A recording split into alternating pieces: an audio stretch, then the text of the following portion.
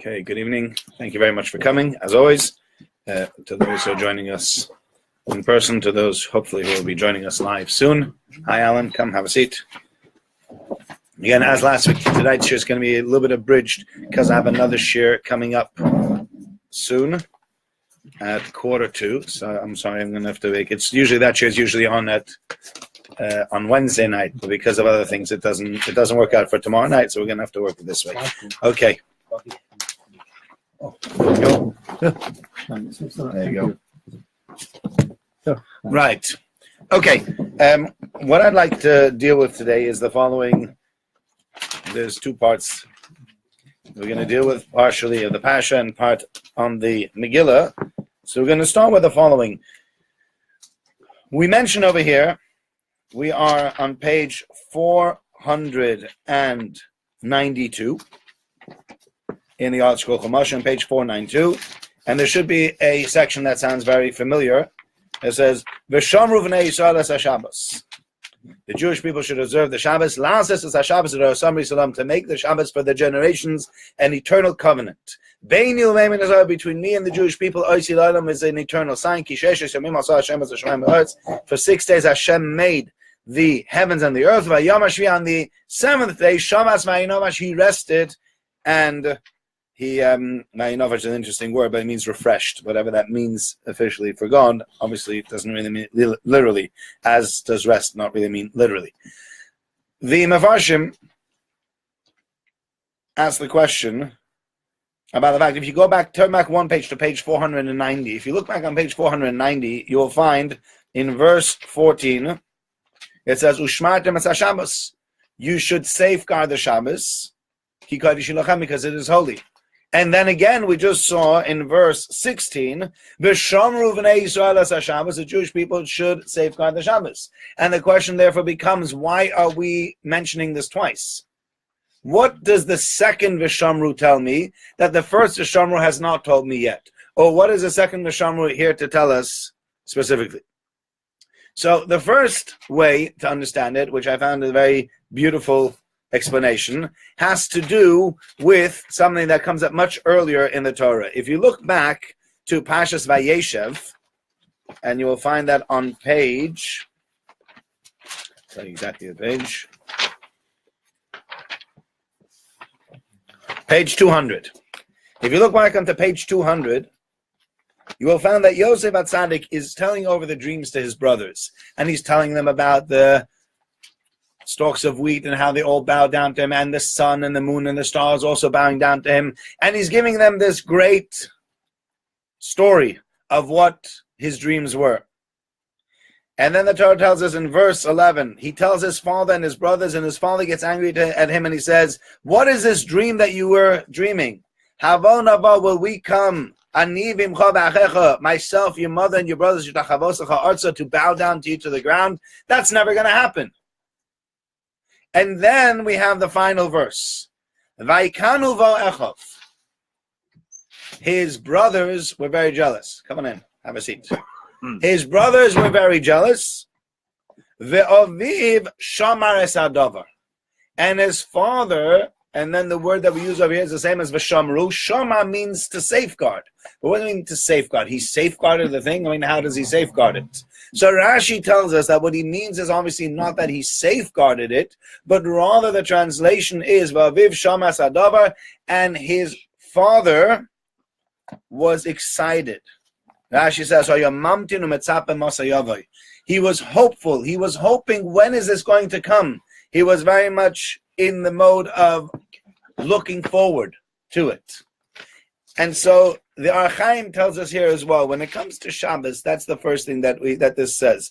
The first Ushmartem es haShabbos talks about the actual physical safeguarding or keeping the Shabbos. Now we talk about another point within the Shabbos, and a very important point in Shabbos. And that is V'shamru v'nei Yisrael es haShabbos means looking forward to Shabbos. Do we actually look forward to Shabbos? Some people look forward to it, some people don't look forward to it so much. Some people love it. I remember I used to daven in a shul, and I've often said this story. I used to daven in a shul where there was a fellow. This is a shul of was an interesting shul. It was a shul that came together about bit over 10 years ago, and it was for those people that felt they didn't have a place anywhere. So they had this shul that they had put together, and there was a young man, a bit of a troubled young fellow, that used to stand up every Friday and make the following announcement. Okay, gentlemen, the bad news is Shabbos comes in at 3 o'clock. The good news is out at 4 o'clock. Every week, the same announcements. And okay, you knew who it was and you knew it was coming from, so you didn't take it that seriously. On the other hand, you hear that kind of comment that makes you think. We're excited. The bad news is Shabbos comes in at 3. And even if it was in the summer, so okay, the good news is it comes in at 7 or at 8, but the bad news is it goes out at 11. You can always play with it.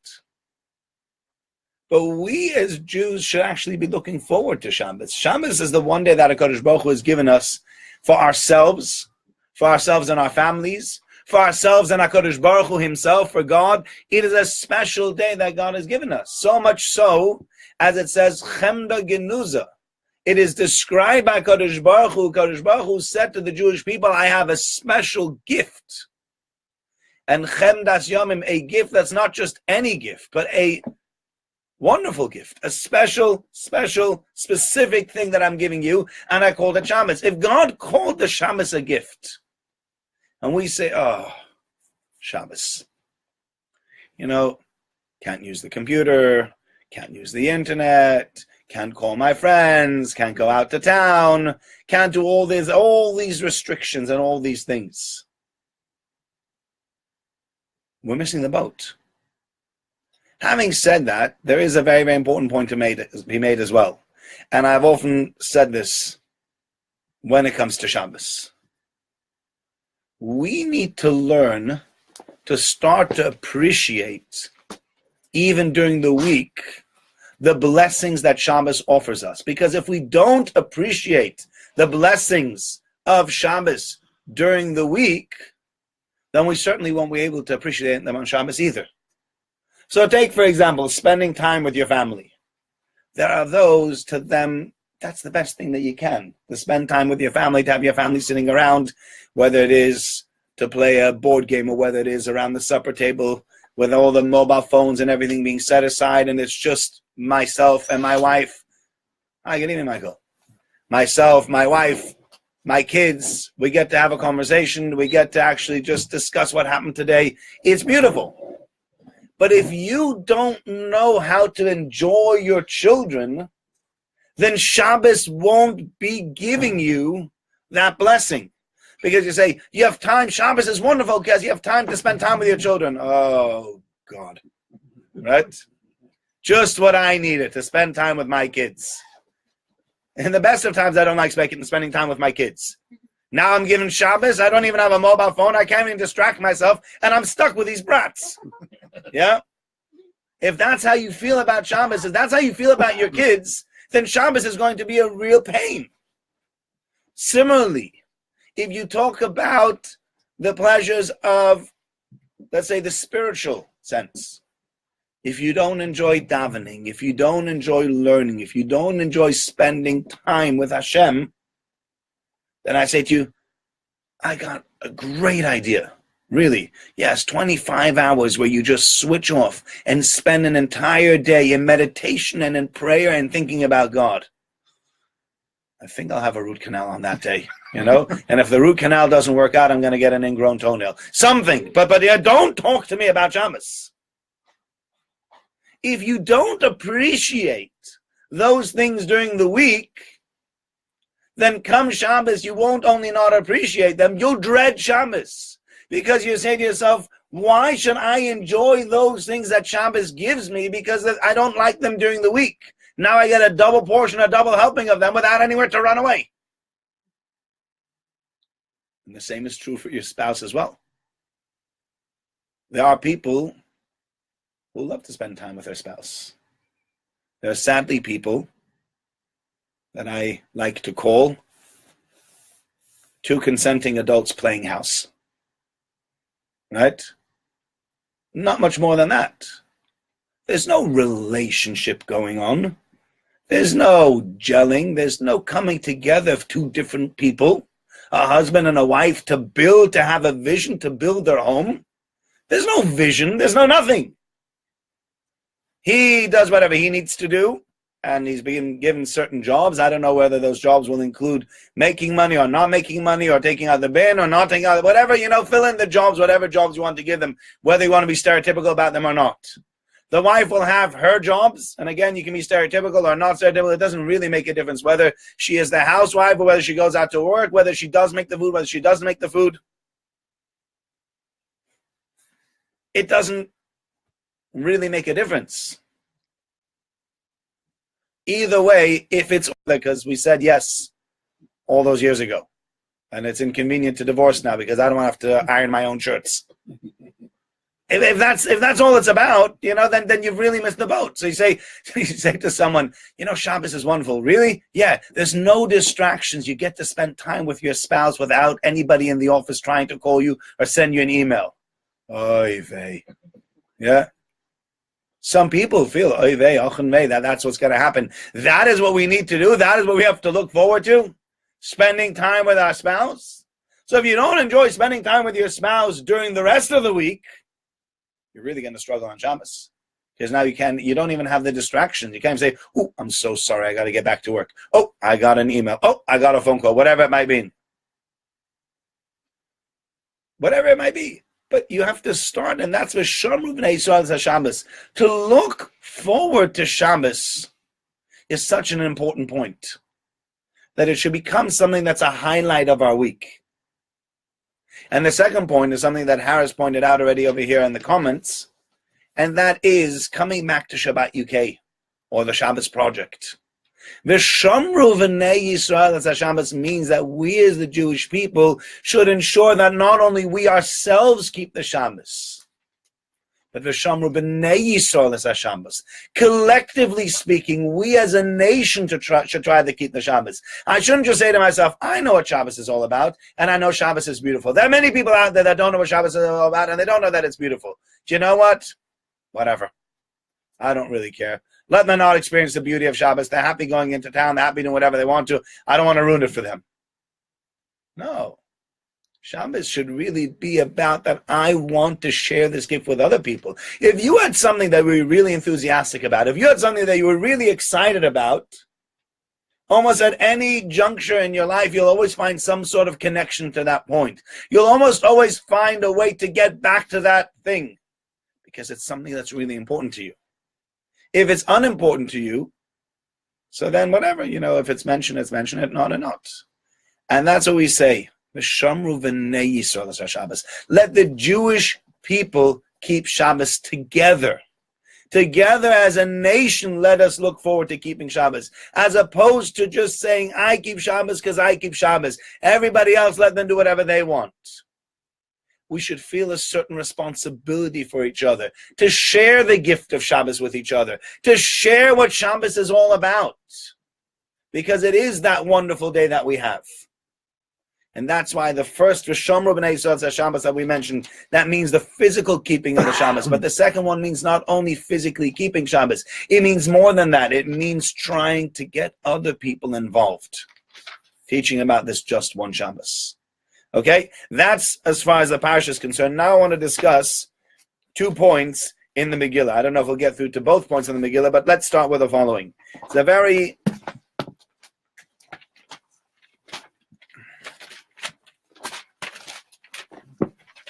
interesting point that I read today. You go to the back of the Art Scroll Chumash, you'll be on page 1253. 1253 is the beginning of Megillah Esther. Yeah? You good? That side. That one. Okay, 1253. What we're going to discuss tonight is, first of all, about the beauty pageant. We mentioned a little bit about the beauty pageant already once, but let's speak about it again. We have this story of Achashverosh making the party, getting angry at his wife, killing his wife, and now comes to this pageant. So what does he do? And we discussed this before. What would be the way for a king to look for somebody a wife, royalty. What would be the best way for a king to do that? And what would be the worst way for a king to do that? The worst way for a king to do it is the way it's described over here. All the maidens of the whole Shushan and around the world had to descend upon Shushan, and they all were brought into this massive harem, and they all had to get themselves ready for 12 months for this King Achashverosh, and they all got a chance for one night to impress the king. I mean, it sounds like, one of those lotteries, win a night with a king, see if you can manage. But it wasn't funny, because once those maidens were taken into the palace, they never got to go home again. It wasn't like, all right, she had been with a king for one night, now she gets to go back to civilization. That was it. You never got to go back to civilization. So there were thousands of women stuck there doing absolutely nothing till Esther was chosen, and the other ones were sent home. But anybody who had come in the pageant before Esther, which took almost 4 years to get to Esther, was stuck there. And is that how we find someone? Is that really the best way to do it? I mean, no matter who you are, I don't care if you're the biggest lowlife, you're on Jeremy Kyle, even that way you won't find yourself another spouse. Even on the Jeremy Kyle show, they don't go through that. So I mean, what's going on over here? So there was a very interesting point that I found, and I think there's a very important lesson within it as well. And that's the following. At the end of this story, the first chapter of Megillas Esther, we read about the fact that Achashverosh wants to kill his wife, or he's not sure if he should kill his wife or not. And he's given absolute power. He's been given this absolute power now to make those decisions on his own and to decide whether or not he can kill anyone. And now he doesn't need to consult anyone. Haman, or Memuchan, as he's known over here in this part of the Megillah, makes the suggestion that actually Achashverosh should make the decision on his own. He could decide to kill his wife without needing any consent from any other ministers. The ministers agree, and now Achashverosh has been given absolute power. But you know what happens when you're given absolute power? People start to be afraid of you. Especially the high-ranking people started to get a little bit afraid of this Achashverosh fellow, because if I walked in and he didn't like my cologne that morning, he could just decide to kill me. For no good reason other than, what's that smell? Is it you? Yeah, off with his head. He could do that. He could decide to do anything. And so what happens now is that the important, high-ranking officers are keeping away from Achashverosh. They're just keeping away. They don't want to get anywhere near him. Kids can start talking to them. They might say the wrong thing. They might make the wrong suggestion, etc. That was it. And so when we read about this is chapter 2, verse 1. After all this is done, when Achashverosh anger settled, he remembered Vashi what she did, and whatever was then decreed upon her. And nar, what does a nar usually mean? A boy or a young man? Yeah. Would you expect a young man to be making misharos of his, those that were his servants? Would you expect young men to be the one to be making this suggestion? Wouldn't you be expecting it to be his high-ranking ministers? Why do we refer to them over here as Narei HaMelech Misharosov, the young men, those that serve the king? So it was interesting the way this was brought in the in a book in an Israeli sefer. It's a more like it was just put out like a month ago. So they put in the vernacular. He said, even though the high-ranking officers didn't really come into the royal court that often anymore, the guys doing sponja did. Yeah. Yeah. All the guys doing the floor, they start to come in. So there's nobody else around. Everybody else is trying to keep away. He's like, I don't know who's going to kill next. I'm worried about this guy. He's got absolute power. He's got nothing to hold him back. And if I just walk in and I say the wrong thing, forget it. He'll kill me. The only ones that still showed up to the court, Na'arei HaMelech Misharosov, the young people that didn't really, the low-ranking officers, those that didn't really have any clout, they didn't have anything, but they're the only ones there. And Ahasuerus looks around and he goes, hey, guys, what? Come over here. Okay. I'm just busy doing the floor. He goes, just, hold it. You'll do the floor later. Yes, my king, what can I do for you? I'd like to know how I would go about finding a wife for myself. Okay? If you're asking young men that are busy doing sponja in the palace how to find a wife for yourself, chances are you're not going to get the most intelligent answer. And chances are you're also not going to get the most moral or the most regal or royal answer. You get the answer that some kind of young fellow thinks to themselves, gosh, if I had the choice, what would I do? I'd get all the women in the land to come into my house and just, have my chance one night at a time. And that's exactly what they said to Achashverosh. Achashverosh doesn't have anybody else to tell him what to do. He goes, okay, not a bad idea. Let's do that. Which is why you read the story and you say to yourself, what is that all about? And the answer is, hi, Leon, come on in. The answer is, yeah, you'll have to sit here. Sorry, Parasha, we're very full tonight. Yeah? Or you can get another chair. If you sit there, you'll be in the video. It's the hot seat. Yeah. That's even worse than Louise Elman's from last night. Yeah. Right?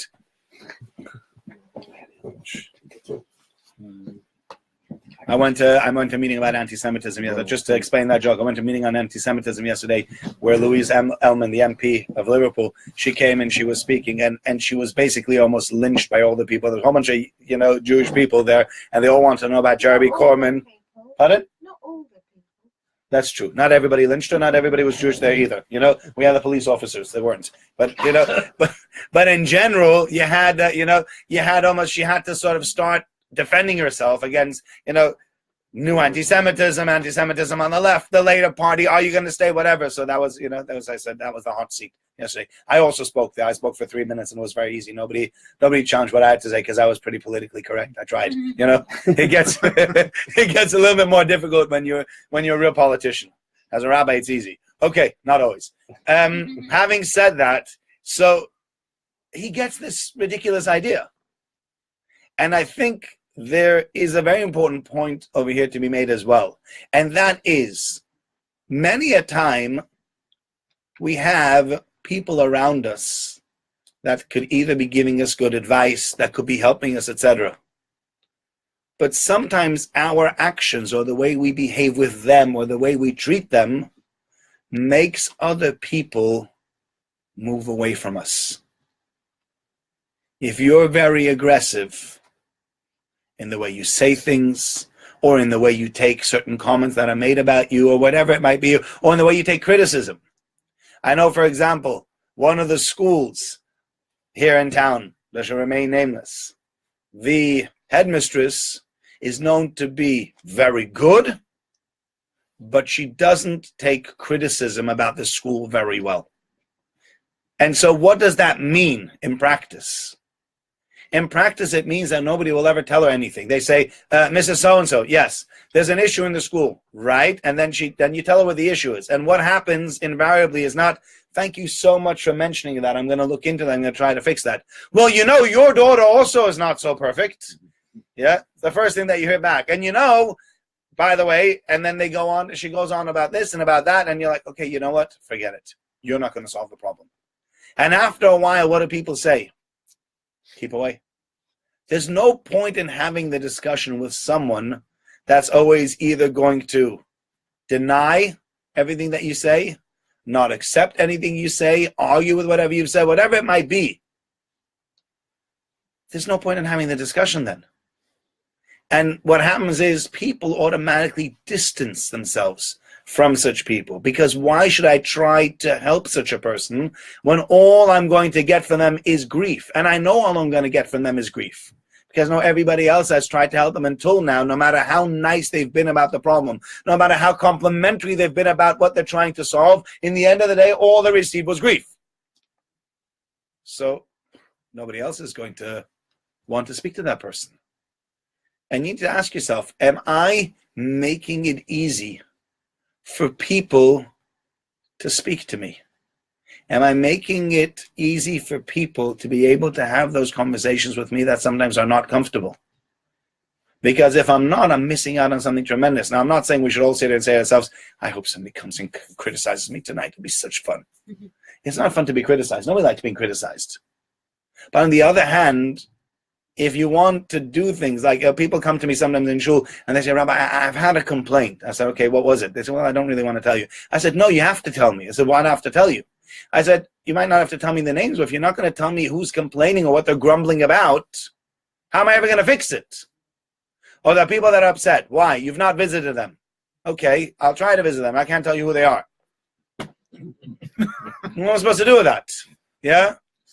What's with all this secrecy? I just want you to know, you should know people are unhappy. Who? Oh, yeah. We don't want you really we don't want your ratings to go up. We don't want anybody to like you. We'll just tell you people are annoyed. Yeah, the telegram from the Jewish mother.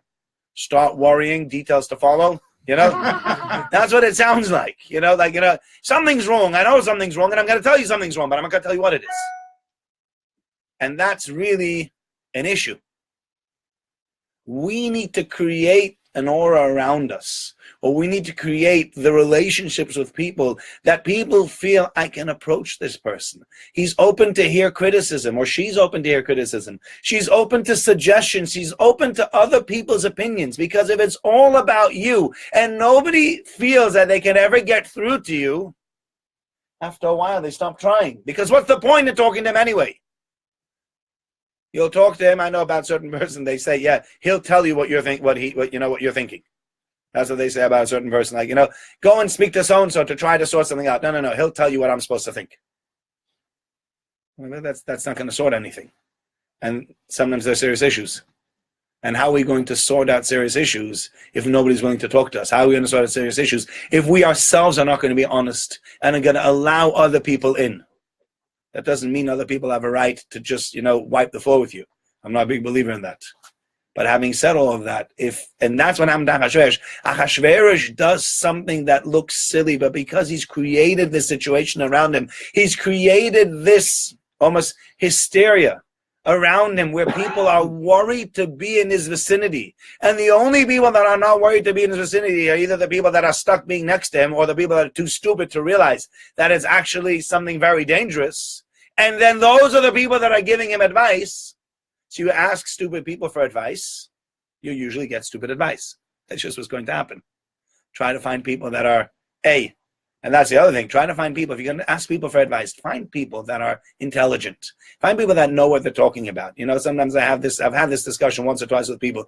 They say, I'm going out with, these singles. I'm going out with so-and-so. Nothing against singles, God forbid. I'm not saying, I'm going out with so-and-so and I'm not sure. I got this issue and I'm not sure what I should do. And they discuss it with their other single friends. And I often think to myself, why not speak to somebody who's been married for a few years, who knows what relationships are all about, who understands men, who understands women, who understands dynamics, and they'll be able to give you an answer. But oftentimes you ask your friends who are also singles, and they'll give you some sort of advice. And it's they're not trying to give you bad advice. But with the best will in the world, if they've not been in long-term relationships and really understand them deeply, how good is the advice they're going to be able to give you? What are they going to be able to tell you? I think follow your heart. Oh, okay. I think you need to use your brains a little bit more. Go speak to the people that know it. Get advice from those people that actually understand it. You wouldn't ask advice from somebody who was a failed businessman on how to open up a business, right? You just wouldn't. But how can we do the same thing when it comes to our lives? Sometimes we ask the people that don't really know how to give advice. I'm not saying who does or who doesn't. I'm not saying I'm the address for everything.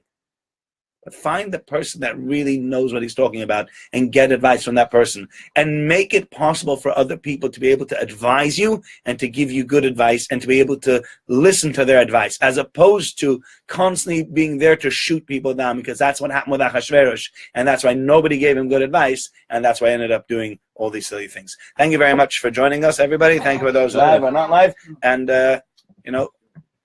I would have the shares full of this every week. You're invited next week again. Thank you. Thank you so much.